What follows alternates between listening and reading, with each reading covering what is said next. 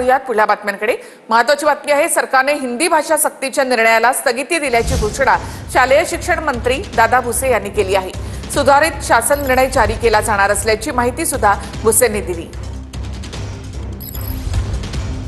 आताच्या घडीला आम्ही हा हिंदी जे ऐच्छिक असतील त्यांच्यासाठी हा ऐच्छिक ठेवू।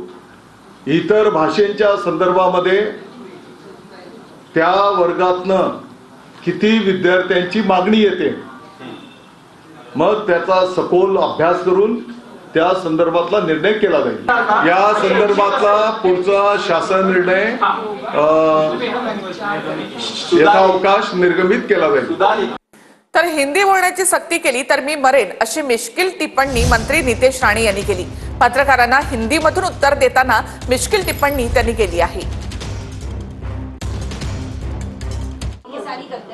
उनको कोई नेचुरल कैलेमिटी होती है तो उसको फायदा मिलेगा। अभी हमारे पास फयान आता वादळाला काय ते हिंदीची सक्ती केली तर मी तो मरीन उद्या। इथे आपण का तपून का हो जाएगा इथे। युतीसाठी एकमेकांना हिरवा कंदील दाखवून दोन्ही ठाकरे परदेशात गेले आहेत, पण इकडे महाराष्ट्रात उद्धव ठाकरेंची शिवसेना आणि मनसे यांच्यामध्ये युती होणार असल्याची जोरदार चर्चा सुरू आहे। दोन्ही बाजूच्या अनेक कार्यकर्त्यांनी दोन्ही ठाकरेंनी एकत्र यावं यासाठी बॅनरबाजी सुरू केली आहे। राज ठाकरे 29 एप्रिलला महाराष्ट्रामध्ये येतील, तर उद्धव ठाकरे 4 मेला राज्यात परतणार आहेत।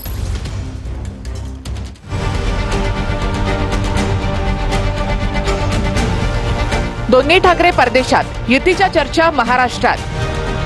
उद्धव ठाकरे आणि राज ठाकरे दोघेही परदेशात गेले आहेत, पण दोन्ही ठाकरेंमधल्या युतीची चर्चा महाराष्ट्रामध्ये चांगलीच सुरू आहे। राज ठाकरेंनी उद्धव ठाकरेंसोबत युती करण्याची तयारी दाखवली आहे। त्यानंतर उद्धव ठाकरेंनी सुद्धा युतीसाठी काही अटी शर्ती टाकल्या। यानंतर युतीच्या चर्चा सुरू झालेल्या असतानाच दोन्ही ठाकरे परदेशात गेले। राज ठाकरे 29 एप्रिलला महाराष्ट्रामध्ये येणार आहेत, तर उद्धव ठाकरे 4 मे रोजी महाराष्ट्रामध्ये परतणार आहेत। त्याआधीच दोन्ही पक्षांमध्ये युतीच्या चर्चा सुरू झाल्या आहेत। राज ठाकरे मुंबईत नाहीये, ते कुठे गेले त्याच्याविषयी माझ्याकडे माहिती नाही। ते मुंबईत नाहीये आणि नक्कीच त्यांनी एक हात पुढे केलेला आणि त्याला प्रतिसाद माननीय उद्धव ठाकरे यांनी दिला। राजकारणामुळे अशी नाती तुटत नसतात, हे लक्षात घ्या। आणि माननीय उद्धव ठाकरे हे कमालीचे सकारात्मक आहे। शाळेमध्ये डबा खाताना तू माझ्याशी बोललं नाही पाहिजे, यानं माझ्याशी नाही बोललं पाहिजे, तर चपाती खायला देतो, तर मी आणलेल्या घरनं काहीतरी खायला देतो, अशा अटी राजसाहेब ठाकरे मान्य करतील असं मला वाटत नाही। त्यांचा एक विचार आहे, त्यांचा स्वतंत्र पक्ष आहे आणि त्यांना झुकवून कोण जर युती करण्याचा प्रयत्न करत असतील आणि ते झुकतील असं मला वाटत नाही। शिवसेना भवनासमोर दोन्ही ठाकरेंनी एकत्र यावं यासाठी बॅनर लावण्यात आले। वांद्र्याच्या कलानगर परिसरातही दोन्ही ठाकरेंनी एकत्र यावं अशा आशयाचे बॅनर लागले आहेत। इथे पाठीमागे चालायला जातो, वॉकला जातो, अचानक लोकांचा रिस्पॉन्स असा आहे, साहेब एकत्र आलं पाहिजे, साहेब 2 भावांना एकत्र आलं पाहिजे, साहेब मराठी माणसासाठी एकत्र। हे मला आता इथून रस्त्यावर जाताना चालताना लोक सांगतात। माननीय उद्धव ठाकरे यांच्या मनामध्ये कोणताही अहंकार नाही आणि कोणती कटुता नाही। जे कोणी कंठशोष करतायत, जे कोणी इथं आम्हाला हे दोन्ही भाऊ एकत्र आले तर आम्हाला काही फरक पडत नाही जे सांगतायत, त्यांची झोप उडालेली आहे, त्यांच्या पोटामध्ये गोळा आलेला आहे। हे 2 नेते महाराष्ट्राचं हित डोळ्यासमोर ठेवून जर एकत्र आले, एका विचाराने एकत्र आले आणि एक कार्यक्रम घेऊन जर पुढे गेले, तर आज सांगतो जे म्हणून विरोधक आमचे आहेत ते त्यांना धोबी पछाड हे दोन्ही भाऊ दिल्याशिवाय राहणार नाहीत। तर मुंबईमधल्या सर्व लँडस्कॅमचे बादशाह उद्धव ठाकरे आहेत। उद्धव ठाकरेंच्या डोक्यामध्ये कायम लँडस्कॅम असतं अशी टीका आशिष शेलार यांनी केली। भाजपच्या कार्यशाळेमध्ये बोलताना आशिष शेलार यांनी उद्धव ठाकरे यांच्यावर निशाणा साधला। दरम्यान शेलारांना प्रश्न विचारल्यानंतर त्यांनी प्रतिक्रिया देण्यास नकार दिला। दिमाग में होता है तो मुंबई की पूरी जमीनों की स्कैम का बादशाह ये उद्धव ठाकरे का दल है और इसके लिए उसके दिमाग में सिर्फ लैंड स्कैम उसने नया बात छोड़ दिया। किसी वाले जमीन देंगे मुसलमानों की और बिल्डर को देंगे, अदानी को देंगे, अंबानी को देंगे। अरे मैं तो उसको सवाल पूछता हूँ, 25 साल कॉर्पोरेशन में तुम था, 25 साल में मुंबई शहर की एक एक प्रॉपर्टी की स्क्वायर फीट की कीमत 1-1 लाख रुपए है, 1 स्क्वायर फीट की। ऐसे 1 करोड़ स्क्वायर फीट की जगह ये बिल्डरों को देने का पाप ये उद्धव ठाकरे ने किया है, वो हमसे सवाल क्या पूछेगा। आज आपको लग सकता है कि हमको प्रतिकूलता है, अनुकूलता नहीं है, लेकिन समय बताएगा, यही समाज आपको कहेगा भैया तू सही था, किरण जी सही थे, मोदी जी सही थे। और इस भरोसे के साथ आप सब लोग काम पर लगे। बहुत बहुत धन्यवाद। जय हिंद, जय महाराष्ट्र। एका पक्षाची मीटिंग, मोठी मीटिंग झाली आणि त्यामध्ये आशिष शेलारांचं नाव घेऊन आशिष शेलार मामा तो कोण, झोलर, याचं उत्तर कुठे दिलंय? तुम्हाला झोलर म्हटलंय. एका दुसऱ्याच्या माध्यमातून लँड माफिया करणारे कोण आहेत या महाराष्ट्रात किंवा मुंबईत आता लोकांना कळायला लागलेत. उद्धव ठाकरेंबद्दल छोटासा व्हायचं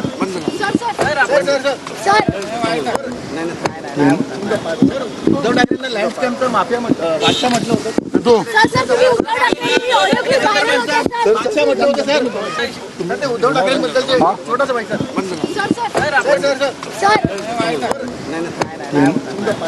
उद्धव ठाकरेंना लँड स्कॅमचं माफिया बादशाह म्हटलं होतं. बादशाह म्हटलं होतं सर. पुणे जिल्ह्यामध्ये काँग्रेसला दुसरा मोठा धक्का बसलाय. भोरचे माजी आमदार संग्राम थोपटेंनी भाजपामध्ये प्रवेश केला. भाजपा प्रदेशाध्यक्ष चंद्रशेखर बावनकुळे, रवींद्र चव्हाण आणि राधाकृष्ण विखे पाटलांच्या उपस्थितीमध्ये थोपटेंनी भाजपचा झेंडा हाती घेतला आहे. काँग्रेस नेते आणि पुणे जिल्ह्यातल्या भोर विधानसभेचे माजी आमदार संग्राम थोपटे यांनी भाजपात प्रवेश केला. भाजप प्रदेशाध्यक्ष चंद्रशेखर बावनकुळे, रवींद्र चव्हाण आणि राधाकृष्ण विखे पाटलांच्या उपस्थितीत थोपटेंचा पक्षप्रवेश पार पडला. मुंबईतल्या भाजप कार्यालयात पार पडलेल्या या कार्यक्रमावेळी थोपटेंचे कार्यकर्तेही उपस्थित होते.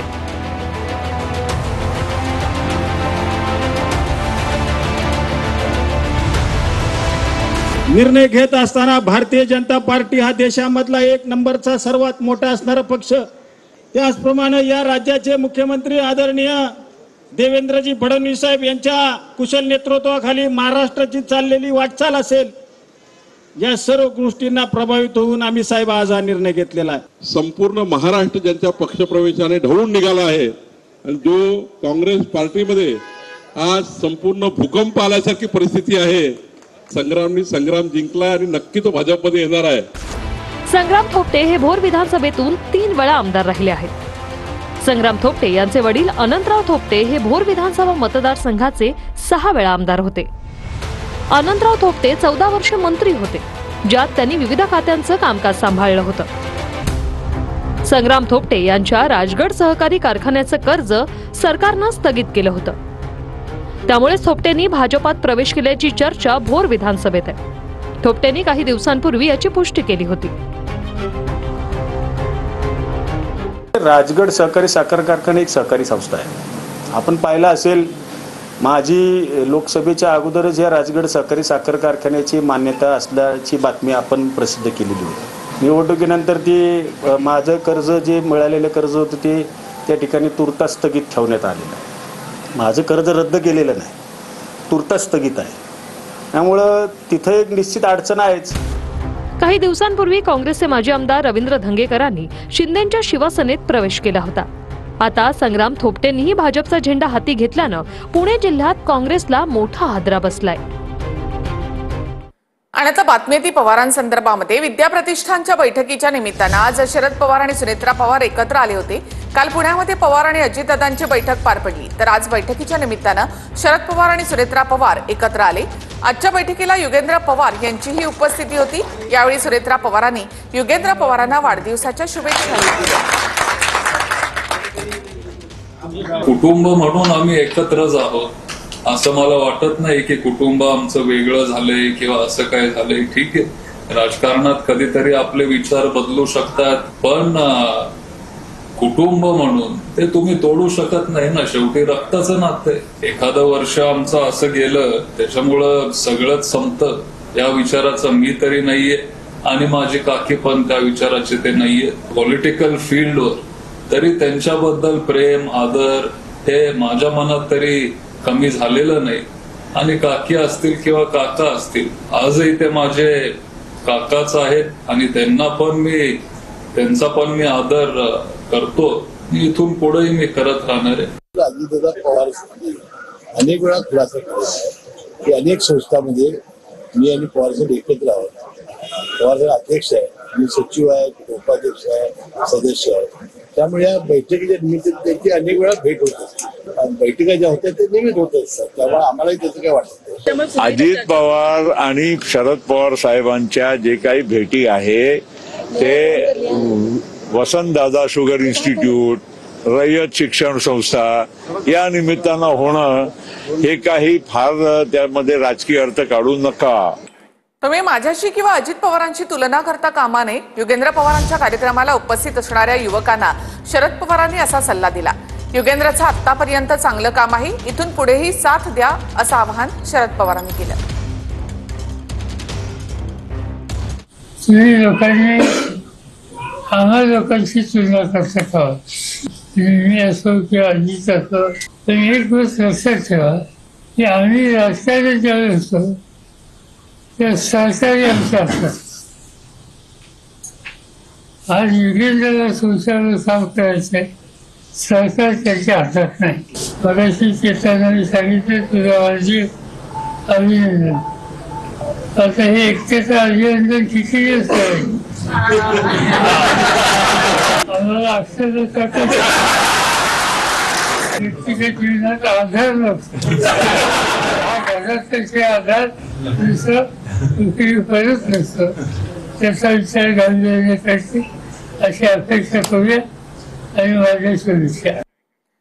नांदेड जिल्ह्यामधल्या निधी वाटपावरून महायुतीमधल्या आमदारांमध्ये चांगलीच झुंपली. आमच्याकडे 237 आमदार आहेत, ज्यांना युतीमध्ये राहायचे ते राहतील, बाकीचे बाहेर पडतील असं वक्तव्य मंत्री अतुल सावेंनी केलं. याला शिवसेना आमदार बाबूराव कदम यांनी आक्षेप घेतलाय. नांदेड जिल्ह्यातल्या निधी वाटपावरून महायुतीमध्ये चांगलीच झुंपली आहे.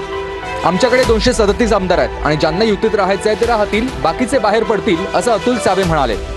हदगाव मतदारसंघाचे शिवसेनेचे आमदार बाबूराव कदम यांनी तांडा वस्तीच्या निधी वाटपाबद्दल पत्र लिहून निषेध व्यक्त केला होता.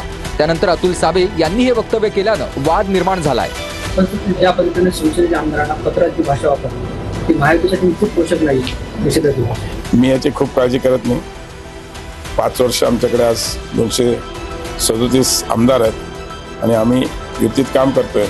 ज्याला युतीमध्ये राहायचं, ज्याला नसेल राहायचं ते बाहेर पडते. 237चा जे एवढा आकडा बहुमत मिळालं त्याचा कोणीही माज करू नये. कारण 237 फक्त एकनाथरावजी शिंदे साहेब यांचा चेहरा समोर करून हे 237चं यश आलेलं आहे. अतुल सावे यांच्या विरोधात महायुतीमधल्या आमदारांचाच रोष वाढलाय. तांडा वस्तीच्या निधी मंजुरीवरून भाजप आमदार भीमराव केराम यांनीही नाराजी व्यक्त केली आहे. याआधी बाबूराव कदम आणि तुषार राठोड यांनीही सावेंची मुख्यमंत्र्यांकडे तक्रार केली आहे. खोट्या वस्त्या आणि लोकसंख्या दाखवून तांडा वस्ती योजनेत 1,85,00,000 निधीला मंजुरी दिल्याचा आरोप पत्रामधून करण्यात आलाय. चौकशी करून कामाला स्थगिती देण्याची मागणी आमदार केराम यांनी केली आहे. अतुल सावेंचं म्हणणं जे काय आहे ते काही तिथल्या वैयक्तिक परिस्थितीवर अवलंबून होतं. तरी संपूर्ण महाराष्ट्राच्या महायुतीवर ते काही बोललेले नाही. आणि मला असं वाटतं की मला जसं महायुतीवर बोलण्याचा अधिकार नाही तसा अतुल सावेंना देखील महायुतीवर बोलण्याचा अधिकार हा भाजपनं दिलेला नाही. पालकमंत्र्यांनी निधीचं वाटप करायला पाहिजे होतं. ते वाटप अन्य कोणीतरी बसून करतंय अशा पद्धतीची भावना सर्व आमदारांमध्ये झालेली आहे. आणि एकाच मतदारसंघाला मोठ्या प्रमाणामध्ये निधी दिला जातोय अशा पद्धतीची कुजबूज सर्व आमदारांमध्ये आहे.